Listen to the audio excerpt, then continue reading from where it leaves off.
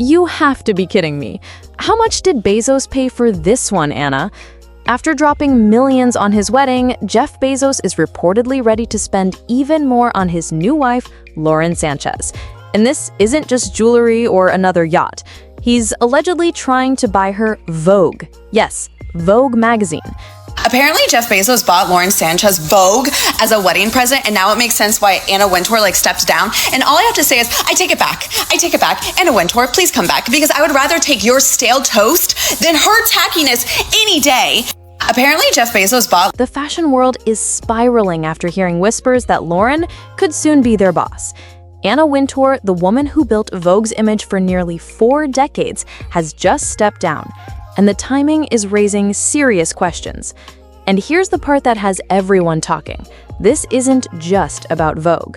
Rumors say Bezos might be buying the entire parent company, Conde Nast, just to hand it over to his new wife as a wedding gift. If that's true, this isn't just a billionaire flex, it's a complete takeover of one of the most iconic fashion empires in history. But that's only the beginning, so let's get into it. Dearly beloved, we're gathered here today to bury an icon. Rumor has it Bozo is buying all of Conde Nast as a wedding gift to Lauren Sánchez, which means Vogue is officially dead. She lived fast, died faster, smothered by Amazon basics. Once the fashion bible, now a landfill of Lauren's favorite brands, Sweaty Rocks, Smile Fish, and Y-Hole. She screamed, "But I wrote the book on fashion." Nobody cared. A moment of silence for this icon.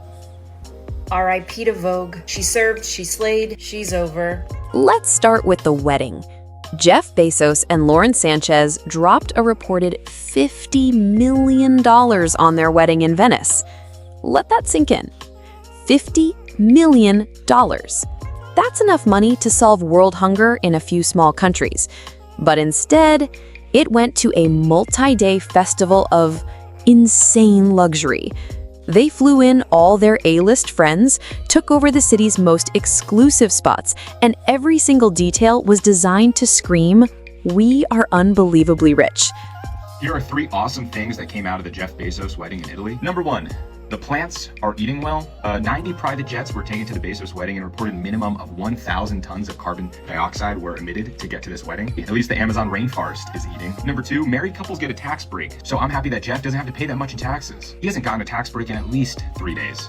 Number 3, the wedding cost $50 million, and with 200 guests reported on the attendee list, that means each guest cost $250,000 to entertain, not nearly as much as the $135 it would have costed our pockets to feed a hungry child over the course of a whole school year through the SNAPS program that has been cut.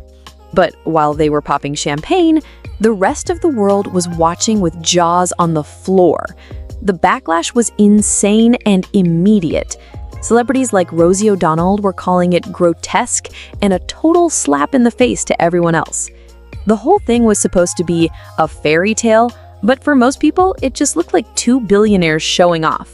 There's something that's underlying all of this, and I couldn't quite put my finger on it until I saw the Jeff Bezos wedding. Is it possible there's just a group of voters that truly wants the Gilded Ages? They look at Jeff Bezos having his absurdly extravagant wedding. At the same time, Amazon is not paying its employees enough. They're getting in trouble with the Department of Labor, and they're fighting against unions. I think we need to be more realistic about what we're saying.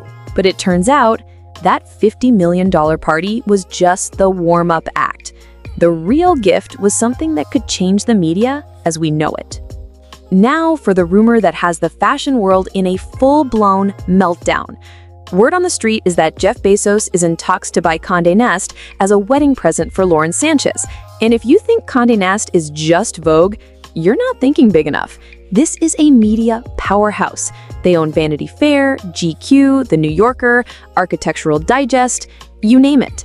This isn't just buying a new car, this is buying the entire car factory, the dealerships, and the roads they drive on. If this deal goes through, Lauren Sánchez, a former journalist, would suddenly become one of the most powerful people in the entire industry. And you better believe people inside those magazines are terrified. They have no idea what a Bezos-Sánchez takeover would mean for their jobs or their brands. But that wasn't even the craziest part, because the one person who has been the face of fashion for almost 40 years was about to make a move no one saw coming. For as long as most of us can remember, Anna Wintour has been the queen of fashion, the editor-in-chief of American Vogue, the woman whose opinion could make or break careers. Her iconic bob and sunglasses are legendary. But right when these rumors about Bezos started getting loud, Anna drops a bombshell. She's stepping down from her top job after 37 years. I mean, the timing is just too perfect, right? So now everyone is trying to figure out what's really going on. One theory is that Anna, the ultimate fashion purist, is so disgusted by the thought of someone like Lauren Sánchez, who many see as tacky and flashy, being her boss, that she'd rather walk away. But there's another, much shadier theory. Some reports claim Anna Wintour is actually the one brokering the whole deal. See, she owns a ton of stock in the company, and if she helps push this sale to Bezos, she could walk away with a massive payday. We're talking hundreds of millions of dollars. So, is she the principled queen leaving her throne, or a brilliant businesswoman making one last killer move to cash out? And if you need more proof that something big is happening, look no further than a recent Vogue cover. Word got out that Lauren Sánchez was going to be on the cover, and everyone in fashion was like, what? Lauren, with her very public and controversial image, is the total opposite of the typical elegant Vogue star. So why her? Well, a source told the Daily Mail it was all a strategic game. The theory is that the Newhouse family, who owns Conde Nast, wanted to butter up Jeff Bezos to make sure the sale happened, give his fiancée the one thing money supposedly can't buy, and suddenly he's a lot more interested in signing the check. The source even said the company was slimming down the business, which is exactly what you do right before you sell. That cover wasn't about fashion. It was a business deal, playing out right in front of our eyes. But while all this corporate drama was happening, an even darker, more personal rumor was making its way around Hollywood.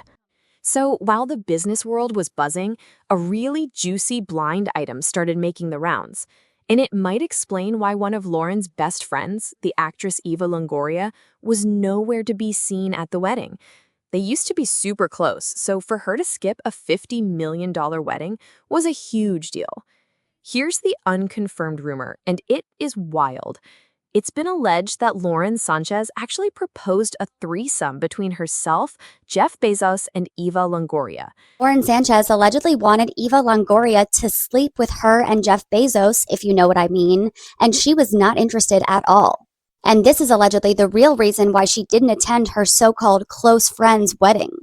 I guess the actress, producer, and financier was not into the three-way that the wife of the bookseller wanted to have. The story goes that Eva was completely weirded out and uncomfortable with the whole thing, and it basically blew up their friendship. Now, this is all speculation, but the timing is just too suspicious. A close friend suddenly vanishes right before the wedding of the century. It just adds another layer of scandal to this whole situation. You can't make this stuff up. This whole mess of money, power, and backstabbing sounds like it was ripped straight out of a movie, and you know which one I'm talking about. The Devil Wears Prada. The film is famously based on Anna Wintour's time at Vogue, and now we're watching the sequel play out in real time. You've got Anna as the real-life Miranda Priestly, and Lauren Sánchez as this flashy, disruptive new force threatening to take over her empire. And here's the kicker. They are actually making a sequel to The Devil Wears Prada. Meryl Streep and Anne Hathaway are coming back, and you have to wonder if the writers are just sitting back, taking notes. I mean, could the plot be about a tech billionaire buying the magazine for his girlfriend and shaking everything up? It's a perfect case of life being crazier than fiction. At the end of the day, this isn't just a story about a wedding gift. It's a look into a world where money doesn't just buy you nice things. It buys you power, influence, and control over our entire culture. From the $50 million wedding that made everyone cringe to a media takeover that has an entire industry shaking, the Bezos-Sánchez story is a wild ride. As the legendary Anna Wintour makes her mysterious exit and Lauren Sánchez prepares to potentially take her throne, you have to ask yourself, is this just an over-the-top act of love? Or are we watching the creation of a new dynasty where one of the richest men on earth controls not just what we buy, but what we read, what we wear, and what we think? The line between real journalism and a billionaire's vanity project has never been this blurry.